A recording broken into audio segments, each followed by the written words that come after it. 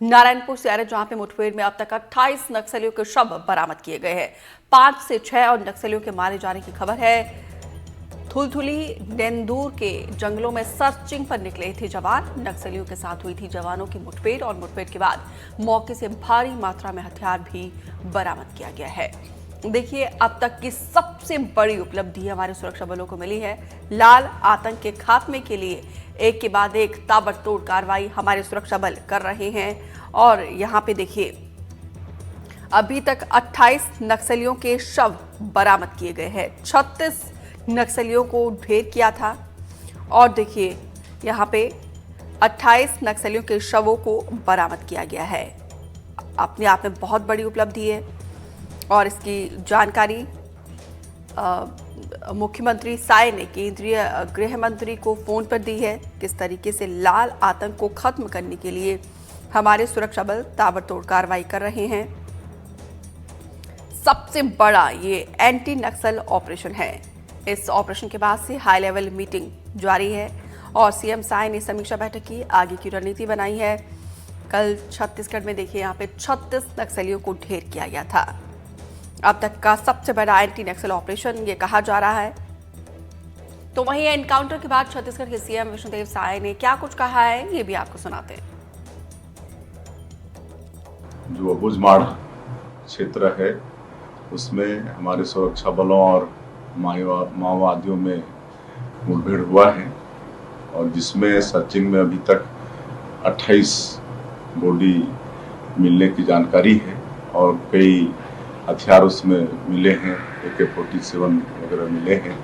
और मैं समझता हूँ कि अब तक का ये बहुत बड़ा ऑपरेशन हुआ है और इस सफलता के लिए मैं अपने जवानों को बहुत बहुत बधाई देता हूँ। उनके मतलब साहस को हम नमन करते हैं और हम पहले से ही माओवादियों से कहते आए हैं कि वो लोग हिंसा का रास्ता को छोड़ के विकास की मुख्यधारा से जुड़े और अब डबल इंजन सरकार के कारण हम लोग मजबूती के साथ लड़ रहे हैं।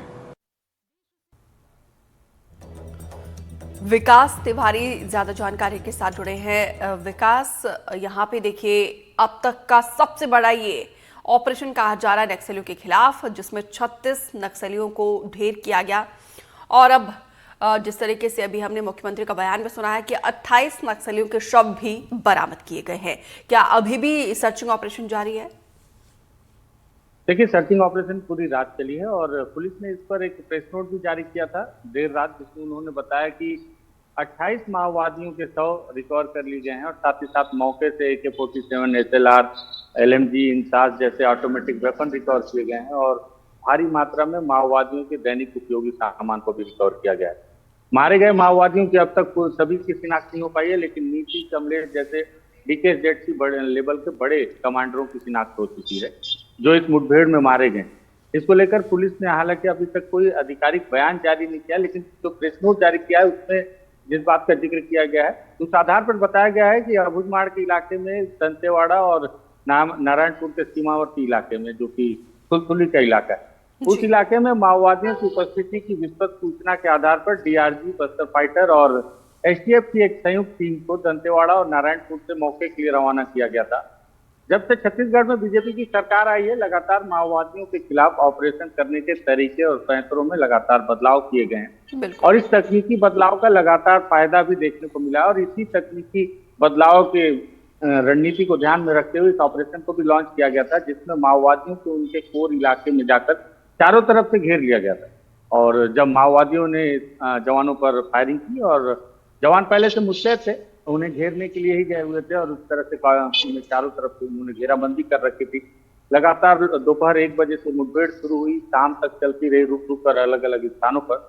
और जब मारे गए माओवादियों के शव एकत्रित करना शुरू किया जवानों ने, तो उसकी गिनती 7 से शुरू होकर देर रात तक 28 तक पहुंची। हालांकि पुलिस ने इस बात की भी जानकारी दी कि देर रात तक 3 से 4 और मारे गए माओवादियों के शव बरामद किए जा सकते हैं। पूरी रात जवान जंगलों में ही मुस्तैद रहे और अब सुबह पार्टी लौटने की तैयारी कर रही है और बहुत जल्द वो दंतेवाड़ा के मुख्यालय लौट सकते हैं। जहां पर एक वृहद प्रेस कॉन्फ्रेंस आयोजित की जा रही है पुलिस के द्वारा, जिसमें विधिवत सारी जानकारी दी जाएगी। उन सारे हथियारों को दिखाया जाएगा कि कौन कौन से हथियार जो जवानों से माओवादियों ने लूटे थे, जिसे जवानों ने वापस फिर से रिकवर किया है, और साथ ही साथ मारे गए माओवादियों के शव और उनकी पर भी बातचीत होगी। तब जाकर पता चल पाएगा कि ये आंकड़ों के साथ साथ इनामी नक्सलियों के तर्ज पर कितना बड़ा कितनी बड़ी सफलता है। और अगर आंकड़ों पर बात की जाए तो इसके पहले 29 माओवादी हापा टोला में मारे गए थे, आपको याद हो, अप्रैल में 2024 में ही इस वर्ष। वो सबसे बड़ी सफलता मानी जा रही थी छत्तीसगढ़ में, लेकिन अब उस आंकड़े को पार करके ये और एक नया आंकड़ा स्थापित किया है जवानों ने। सबसे खास बात है कि इसमें सभी जवान, एक जवान आईडी बम की चपेट में आकर जरूर घायल हुआ है, लेकिन उसे भी सुरक्षित रेस्क्यू कर दिया गया और रायपुर पहुंचा दिया गया है बेहतर उपचार के लिए। देर रात वहां गृह मंत्री विजय शर्मा भी जाकर उनसे मुलाकात किए, जवान से हालचाल पूछे और पूरी स्थिति को समझा उन्होंने कि जमीन पर क्या स्थिति है, किस तरह से जवानों ने मुस्तैदी से माओवादियों से लोहा लिया और उन्हें शिकस्त भी दी उन्हीं के मैदान। बिल्कुल विकास, क्योंकि यहाँ पे देखिए हमारे जवानों के साहस को भी सलाम, और जिस तरीके से आपने कहा कि एक के बाद एक हमारे जवान नक्सली ऑपरेशन का रिकॉर्ड तोड़ते हुए एक नया कीर्तिमान गढ़ रहे हैं। और कहा यह भी जा सकता है, नीलेश अब आपके पास आते हुए है, क्योंकि बीते महीने ही गृह मंत्री अमित शाह ने मीटिंग बुलाई थी और उसी रणनीति के तहत आगे बढ़ते हुए वो स्ट्रैटेजी कहीं ना कहीं काम आ रही है। अब ऐसा लग रहा है कि छत्तीसगढ़ से लाल आतंक का काउंटडाउन शुरू हो गया है।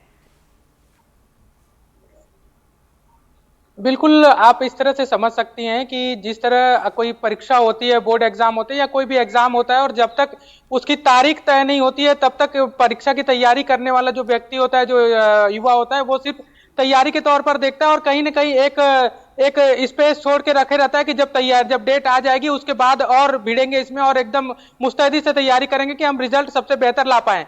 गृह मंत्री ने पिछली बार जब यहाँ पर आए, छत्तीसगढ़ आए, और उसके बाद एक दल जब वहां पर गया दिल्ली मिलने के लिए बस्तर हिंसा से पीड़ितों का, तब उन्होंने एक तारीख तय कर दी और उन्होंने कहा कि 31 मार्च 2026 तक नक्सल समस्या से समाधान के लिए तिथि तय कर दी गई है। यानी कि परीक्षा की तिथि जो है वो घोषित हो चुकी है। तो ऐसे में आपको तैयारी पूरी तरह से कर लेना है कि उस एग्जाम में आपको उस तारीख तक पास हो जाना है। जो तारीख तय की गई उसका भी एक नतीजा माना जा रहा है। जब ऑफिशियल से बात हो रही थी मेरी कुछ सीनियर ऑफिशियल थे, तो उनका ये कहना था कि अब जो कि जब डेट केंद्रीय गृह मंत्री स्तर पर तय कर दिया गया हो, देश के गृह मंत्री ने तय कर दिया है, तो स्वाभाविक है कि रणनीति में और मजबूती से काम करना है और उस तारीख से पहले जो है वो रिजल्ट ला कर देना है। तो उसका भी एक नतीजा ये माना जा रहा है कि जो तेजी से मुठभेड़ जो है वो बड़ी ही रणनीति के तहत की जा रही है, और इस रणनीति के तहत की जा रही है कि नुकसान ज्यादा से ज्यादा माओवादियों का हो और कम से कम जो है वो दुर्घटना हमारे जवानों को झेलनी पड़े। तो इसका ही एक जो अभी तक जो सूचनाएं आ रही हैं और जो चीजें निकल कर आई हैं कि हमको सिर्फ एक जवान का नुकसान हुआ है, हालांकि मतलब उसको घायल हुआ है और बहुत कम चोट लगी है, वो स्थिति तो बिल्कुल उनको भी जल्द स्वस्थ करने के लिए डॉक्टर्स का पैनल लगातार निगरानी बना हुआ है। पंकज आपके पास आऊंगी, लेकिन उससे पहले छोटा सा सवाल नीलेश आपसे, क्योंकि आपने उन लोगों से, उन दल से जो कि नक्सल प्रभावित जो दल दिल्ली आया था मिलने के लिए, उनसे आप उनकी स्टोरी को आप कवर करने के लिए खुद रायपुर से दिल्ली आए थे। अब इस ऑपरेशन के बाद, इस बड़ी उपलब्धि के बाद वो किस तरीके से महसूस करेंगे, कितनी बड़ी राहत उनके लिए ये? देखिए, ये सिर्फ उनके लिए नहीं बल्कि विकास बेहतर बता पाएंगे, विकास हमारे साथ जुड़े हुए हैं, वो बेहतर बता पाएंगे कि नीति, कमलेश जैसे माओवादियों के अगर नाम आ रहे हैं कि मारे गए हैं, तो उनका कितना बड़ा फायदा सुरक्षा बल को मिलने वाला है। क्योंकि मुझे जो जानकारी है उसके मुताबिक नीति का मारा जाना यानी कि बस्तर में नक्सलियों का बहुत ज्यादा कमजोर हो जाना हो जाएगा अभी की वर्तमान स्थिति में। विकास इस पर बेहतर प्रकाश डाल पाएंगे क्योंकि वो विकास में आपके पास आऊंगी इस जवाब के साथ। अब ऐसा लग रहा है कि नक्सलवाद का जो है अब उनकी रीढ़ टूट गई है, लेकिन पंकज आपके पास आते हुए कितनी बड़ी उपलब्धि इसे माना जाए? देखिए दीपिका, मैं बता दूं कि 400 जवानों ने इस पूरे ऑपरेशन को अंजाम दिया था और नक्सलियों की नंबर 6 और नंबर 16 जो प्लाटून थी उसको पूरी तरीके से समाप्त कर दिया गया है। इसमें एडजेसी मेंबर कमलेश और नीति का मारा जाना इस बात का सबूत है कि नक्सली बहुत बेहद ही कमजोर हो गए, और सबसे बड़ी बात तो उनका नेटवर्क पूरी तरीके से ध्वस्त हो गया है। क्योंकि ऐसे इलाकों में जब पुलिस कोई ऑपरेशन चलाती है तो नक्सली भी अपना एक नेटवर्क बिछा के रखते हैं कि पुलिस किस रास्ते से आ रही है।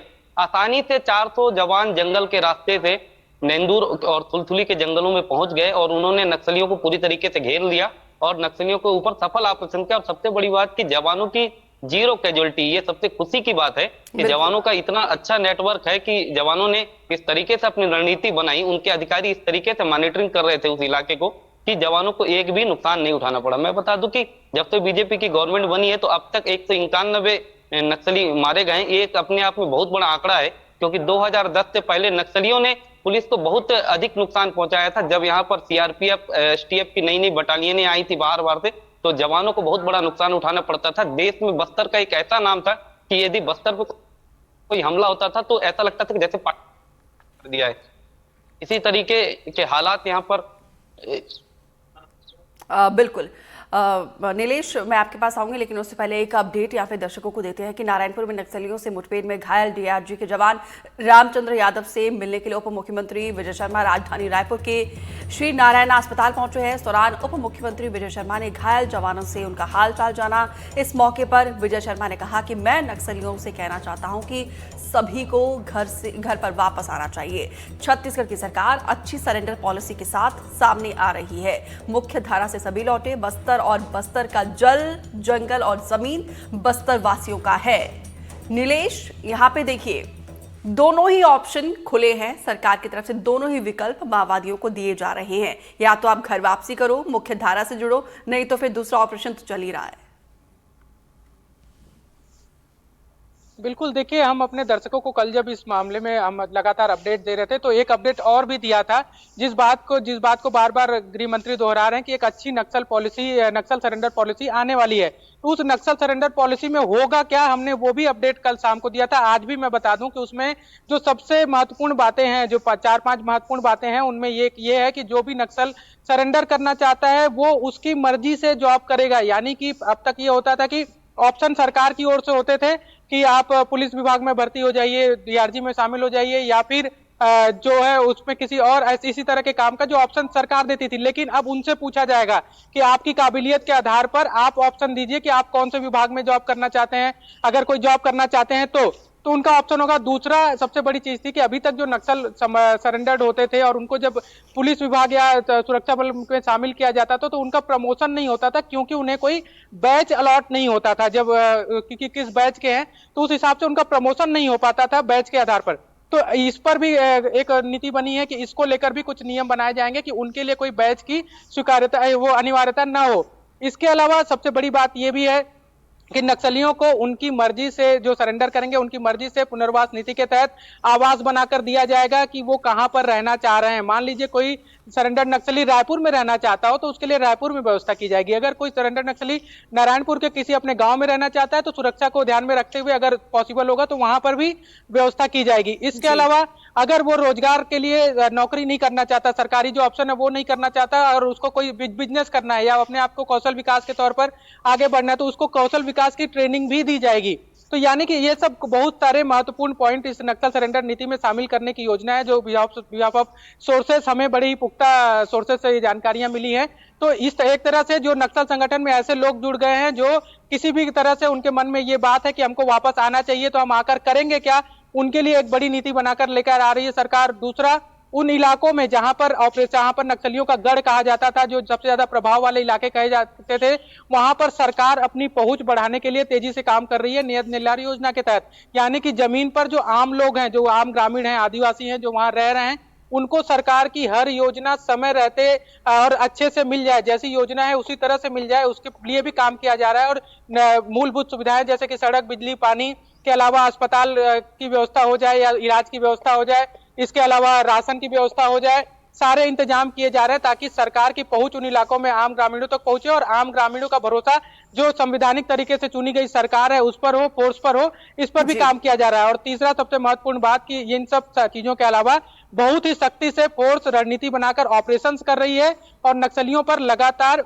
एक के बाद एक बड़े ऑपरेशन लॉन्च किए जा रहे हैं। और ये जो सफलता सबसे बड़ी सफलता के रूप में देखी जा रही है, ये जरूर है, लेकिन इसके पहले भी 2-3 महीनों का अगर हम देख लें, डाटा देख लें, तो लगातार हर दूसरे तीसरे दिन अलग अलग इलाकों में बस्तर के मुठभेड़ हो रही है और मुठभेड़ में नक्सलियों को ही नुकसान हो रहा है, चाहे तो नक्सली मारे जा रहे हैं या सरेंडर कर रहे हैं। हमने देखा बीते दिनों नारायणपुर में एक नक्सली जो कि सबसे बड़े हमले के तौर पर देखा जाता है सुरक्षा बलों में, जिसमें एसपी शहीद हुए थे राजनांदगांव में, उसमें शामिल उसका मास्टरमाइंड भी प्रभावित हुआ था, तो वो ऐसे लोगों को पकड़ा भी जा रहा है। तो कुल मिलाकर फोर्स हर मोर्चे पर अपना काम कर रही है बिल्कुल। और सरकार कर रही है। जी जी बिल्कुल।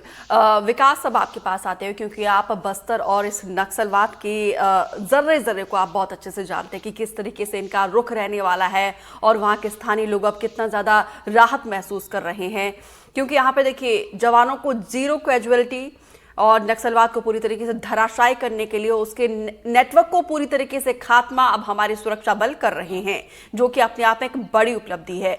नक्सल के बड़े बड़े कमांडर्स को जो है उनको ढेर किया जा रहा है। कुल मिलाकर नक्सलवाद की रीढ़ अब टूट गई है, लेकिन जो अब नई पॉलिसी सरकार लेकर आने वाली है इसका कितना इम्पैक्ट होगा? क्या अब नक्सलवाद जो है वो मुख्य धारा से जुड़ेंगे या फिर क्या लगता है कि क्या अब उनका अगला रुख रहने वाला है? देखिए, जो सरकार नक्सलियों को मुख्य धारा से जोड़ने की कवायद कर रही है और लगातार जिस तरह से हमारे साथी नीलेश त्रिपाठी जी ने बताया कि किस तरह से समर्पण नीति पे बदलाव करने की कोशिश कर रही है, उस पर क्या और इम्प्लीमेंट किया जा सकता है, क्या उस पर सुधार किया जा सकता है, क्या वजह है कि पुराने जो समर्पण नीति है उससे माओवादी उस तरह से प्रभावित नहीं हो रहे हैं। आपने अगर पुराने आंकड़ों पर नजर डालें तो आप देखेंगे कि क्यों बस्तर में सक्रिय माओवादी जब समर्पण करने की बारी आती है तो तेलंगाना या महाराष्ट्र का रुख करते हैं। क्यों ऐसा कभी नहीं होता कि महाराष्ट्र या तेलंगाना के माओवादी छत्तीसगढ़ में आकर समर्पण करें, बल्कि जो छत्तीसगढ़ के माओवादी वो भी दूसरे राज्य में जाकर समर्पण करते हैं। बीते दिनों किस्टाराम एरिया कमेटी के सक्रिय कुछ बड़े स्तर के माओवादियों ने तो विशाखापट्टनम में जाकर समर्पण किया। तो ये हमारे समर्पण नीति पर भी एक सवाल था। लेकिन हमारे साथी नीलेश त्रिपाठी ने जिस तरह से बताया कि किस तरह से एक बहुत सारी उसमें बदलाव लाने की कोशिश की जा रही है समर्पण नीति पर, और माओवादियों को उन्हें चुनने का अधिकार दिया जाएगा कि समर्पण के बाद उन्हें कैसी जिंदगी जीनी है, तो निश्चित ही तौर पर इसका एक सुखद परिणाम देखने को जमीन पर मिल सकता है यदि ऐसे बदलाव किए जाएंगे तो। साथ ही साथ जो लगातार परिणाम आ रहे हैं छत्तीसगढ़ में सरकार बदलने के बाद, माओवादियों के खिलाफ जवानों को जो बड़ी सफलता मिल रही है, उसमें एक बहुत बारीक बात हमारे साथी पंकज भदौरिया ने कही, उस पर भी ध्यान आपका केंद्रित करना चाहूंगा कि इतनी बड़ी संख्या में फोर्स जब माओवादियों के कोर इलाके में घुसती है और माओवादियों को इस बात की जानकारी नहीं मिल पाती, इसका मतलब है कि उनका सूचना तंत्र कमजोर हो रहा है। सूचना तंत्र कमजोर होने का साफ मतलब है माओवादियों के सूचना तंत्र बहुत बेहद ही निचले स्तर के ग्रामीण स्तर के लोग होते हैं, जिन्हें जन मिलिशिया या ग्राम स्तर के जो उनके संगठन के लोग होते हैं, जो उन्हें बताते हैं कि फोर्स उस स्तर पर उस इलाके में मूवमेंट कर रही है। अगर उनकी ये सूचना तंत्र लगातार कमजोर हो रहा है, इसका मतलब है कि वो जो ग्रामीण स्तर के लोग हैं जो कभी माओवादियों के खेमे में हुआ करते थे, अब वो माओवादियों तक ये सूचना पहुंचाना ही नहीं चाहते कि फोर्स आ रही है। वो चाहते हैं कि अब किसी तरह से माओवाद का समाप्ति हो, और यही वजह है कि अब वो उन्हें सूचना देने के बजाय खामोश होकर फोर्स की मूवमेंट को देख रहे हैं और देखना चाहते हैं कि आगे क्या मूवमेंट होता है। ये एक बहुत बड़ी उपलब्धि है। जो ग्रामीण बिना किसी दबाव के, जो कभी माओवादियों के दबाव में हुआ करते थे, उन्हें सूचना पहुंचाया करते थे, अब उन्हें बता ही नहीं रहे हैं कि फोर्स आ रही है, आप सुरक्षित हो जाइए, और उसका परिणाम आपके सामने है। 29 माओवादी मारे जा रहे हैं, अब 28 माओवादियों के शव बरामद किए जा चुके हैं और आंकड़ा 30 के पार है, ऐसा भी दावा किया जा रहा है। 195 माओवादियों को मारा जा चुका है। आपको बता दूं कि अब तक जवानों से जितने हथियार माओवादियों ने लूटे थे उसका 80% हिस्सा आज भी माओवादियों के पास है। सन 2001 से 2024 के आंकड़ों पर अगर आप नजर डालें, जो हथियार रिकवर किए गए हैं माओवादियों से, तो उसमें सबसे बड़ी संख्या जब से छत्तीसगढ़ में बीजेपी की सरकार बनी है उसके बाद से ही, मतलब बीते इस सरकार में ही सबसे ज्यादा ऑटोमेटिक वेपन रिकवर किए गए हैं, जिसमें LMG, AK-47 और इंसास जैसे बड़े हथियार हैं। बड़े हथियारों का रिकवर करना ही अपने आप में इस बात को पुष्टि करता है कि जो माओवादी मारे जा रहे हैं वो बड़े स्तर के हैं, क्योंकि माओवादी संगठन आपके स्तर के अनुसार ही उनको हथियार दिया जाता है। कमांडर लेवल का अगर कोई माओवादी है तो उसे AK-47 दिया जाएगा, और अगर निचले स्तर का है तो भरमार या ऐसे छोटे हथियार लेकर चलेगा 12 बोर। तो ऑटोमेटिक वेपन जितने ज्यादा रिकवर हो रहे हैं, इस बात की पुष्टि है कि बड़े माओवादी मारे जा रहे हैं। उन तक सूचना नहीं पहुंच पा रही, वो अपने आप में इस बात की पुष्टि है कि ग्रामीण अब माओवादियों का साथ नहीं दे रहे हैं। और यही वजह है कि आप बीते दिनों देखिए कि लगातार माओवादियों के द्वारा जन अदालत भी लगाए जा रहे हैं, क्योंकि माओवादी इस बात से भी नाराज हैं कि अब लोग उनका साथ नहीं दे रहे, ग्रामीण उनका साथ नहीं दे रहे। और साथ ही साथ सबसे बड़ी बात यह कि माओवादी अब कहीं ना कहीं इसी अपने ही लगाए जाल में फंसते जा रहे हैं। लगातार उनके द्वारा जिस तरह से जवानों को नुकसान पहुंचाने के लिए आईडी बम प्लांट किया जाता है, अब आईडी प्लांट के हिस्से में आकर मतलब उसकी जद में आकर कई बार ग्रामीण भी अपनी जान से हाथ धो बैठते हैं। इसका खामियाजा भी कहीं ना कहीं अब माओवादियों को साइकोलॉजिकल तौर पर भुगतना पड़ रहा है। अब ग्रामीणों में भी रोष है कि उनके लगाए बम से बेवजह उनके परिजनों की मौत हो रही है, जिसका उन्हें कोई भुगतान नहीं हो रहा, ना उन्हें कोई मुआवजा मिल रहा है। सरकार, अगर सरकार से गलती होती तो सरकार कई दफे मुआवजा भी दे सकती है, लेकिन माओवादी क्या मुआवजा देंगे। बहुत ले देकर उन्होंने प्रेस नोट जारी किया और कहा कि उन्हें इस बात का दुख है कि उनके लगाए आईडी बम की चपेट में आकर कई ग्रामीण मारे गए, लेकिन बहुत लेट थे। इस बात का भी खामियाजा, बहुत छोटी छोटी चीजें जब मिलकर एक साथ मिलती हैं तब जाकर एक पूरी शक्ति उनके खिलाफ काम करने लगती है, साइकोलॉजिकल तरीके से, दबाव तरीके से, बलपूर्वक। तो चारों तरफ से जो माहौल दिख रहा है वो कहीं ना कहीं दिख रहा है कि जो केंद्रीय गृह मंत्री अमित शाह ने जो दावा किया कि 31 मार्च 2026 तक पूरे केवल दंडकारण्य ही नहीं पूरे देश से माओवाद का समाप्ति कर दी जाएगी, तो कहीं ना कहीं मुझे लगता है कि सरकार अब उस दिशा में बढ़ रही है। आंकड़े उस बात की हो रही है। तो कुल मिलाकर जो बस्तर की खूबसूरती पे जो दब्बा है लाल आतंक का, वो पूरी तरीके से अब मिटने वाला है, ये उम्मीद हम जल्दी कर सकते हैं। नीलेश, क्योंकि आपने जो नई पॉलिसी का जिक्र किया है जो सरकार के द्वारा लागू होना है, तो कब तक इस पॉलिसी को लागू करने की उम्मीद हम कर सकते हैं? कब तक सरकार करेगी इसको लागू? देखिए जो बिहाफ ऑफ सोर्सेज जानकारी मिल रही है उसके मुताबिक इसी साल 2024 में ही इसको लागू करने की तैयारी है। अब ये हो सकता है कि इसमें 1 महीना लग जाए, 1.5 महीना लग जाए, 2 महीना लग जाए, लेकिन सोर्सेज से जो जानकारी है उसको इसी साल इन लोग सरकार जो है उसको लागू कर देगी और लगभग अंतिम उसमें आ गया। जैसे कि गृह मंत्री कल जब हमारे साथ जुड़े थे, एनडीटीवी के साथ जुड़े थे, तब भी उन्होंने कहा, इससे पहले एक एनडीटीवी के एक्सक्लूसिव इंटरव्यू में भी उन्होंने कहा, और कल देर रात जब उन्होंने घायल जवान से मुलाकात की और उसके बाद जब मीडिया से चर्चा की तो उसमें भी उन्होंने कहा कि नई सरेंडर नीति हम जल्द से जल्द लाएंगे और एक बेहतर नीति लाएंगे इस पर। लेकिन ये महत्वपूर्ण बात है, मैं विकास से एक सवाल का जवाब जानना चाहूंगा कि जो नाम आ रहे हैं, ये नीति लागू हो जाएगी और जब तक भी हो जाएगी उसका क्या असर होगा ये जरूर देखने को मिलेगा, लेकिन विकास जो नाम आ रहे हैं अभी तक नीति और कमलेश का, उसके बारे में हम समझना चाहेंगे कि हमारे दर्शकों को भी हम बताना चाहेंगे कि इनका अगर मान लीजिए जो नाम आ रहे हैं वो मारे गए हैं और वही मारे गए हैं जिनके बारे में लगभग इंगित किया जा रहा है कि वो डीकेएसजी के जो कमांडर हैं, तो कितना बड़ा उनका कितना नेटवर्क था, किस तरह से उस एरिया में वो काम कर रहे थे और उनका मारा जाना, जैसे कि पंकज ने हालांकि एक तरह से इंगित किया, लेकिन उसको थोड़ा विस्तार में जरूर हमको समझना चाहिए कि अगर ये नाम मारे गए हैं, नीति और कमलेश जैसे नाम, और वही नाम है जिनका आखिर में जिसकी ओर एक इंडिकेशन है, तो कितना बड़ा नुकसान है और किस तरह से वो काम कर रहे थे नक्सल संगठन के लिए बस्तर में, ये जरूर जानना चाहिए हमारे दर्शकों को भी और हमारे लोग को भी। इस तरह से नीलेश, आप ये सवाल बहुत महत्वपूर्ण है कि ये सफलता तो मिली है, आंकड़ों में बड़ी सफलता है। जो मारे गए कुछ लोगों के अभी तक शिनाख्त हुए, कमलेश और नीति, बारसूर एरिया कमेटी और बारसूर डिवीजन की जो है इंचार्ज रही हैं नीति, साथ ही साथ नीलेशनार एरिया कमेटी के और इंचार्ज रहे हैं कमलेश, और जिस तरह से डीकेएसजेड इनका पद है। मैं आपको बता दूं कि अबूझ माड़ में बहुत पुराने समय से नीति और कमलेश के नाम की तूती बोलती रही। आप किसी भी इलाके में अबूझ माड़ में चले जाएं तो इनके नाम की ही चर्चा ग्रामीणों के द्वारा होती रही। बहुत बड़े नाम है ये माओवादी संगठन के, और निश्चित ही तौर पर मैं आपको ये भी बता दूं कि नीति के द्वारा कई प्रेस नोट जारी किए जाते रहे। प्रवक्ता के तौर पर भी नीति ने कई बार माओवादी संगठन की बात रखी है, और अगर उनका मारे जाने की पुष्टि पुलिस ने की है अपने प्रेस नोट में कि डीकेएसजेड नीति और कमलेश मारे गए, और जो आंकड़े दिए जा रहे हैं कि 28 माओवादियों को शव बरामद किए जा चुके हैं, तो मुझे लगता है कि ये पूरा पूर्वी बस्तर डिवीजन कमेटी को ही जो जवान है उन्होंने समाप्त कर दिया है, पूरी तरह से उनका खात्मा कर दिया है। हालांकि इसमें प्लाटून नंबर 10 के भी माओवादी हैं और कंपनी नंबर 6 के भी कुछ माओवादियों के इसमें शामिल होने की जानकारी मिल रही है। हालांकि पुलिस अपनी प्रेस कॉन्फ्रेंस में पूरी बात की जानकारी देगी कि कौन कौन मारे गए, लेकिन जो आंकड़े और जो बड़े लीडर जैसे नीति का नाम, तो पूरा पूर्वी बस्तर डिवीजन जो है माओवादियों का, वो पूरी तरह से ध्वस्त कर दिया गया है। और ये सबसे बड़ी सफलता है कि इतने सारे माओवादियों को एक ही स्थान पर घेर कर, अपने आप को सुरक्षित रखकर उन्हें घेर कर मारना, ये अपने आप में बहुत बड़ा चैलेंज था, जिस पर जवानों ने सफलता हासिल की है।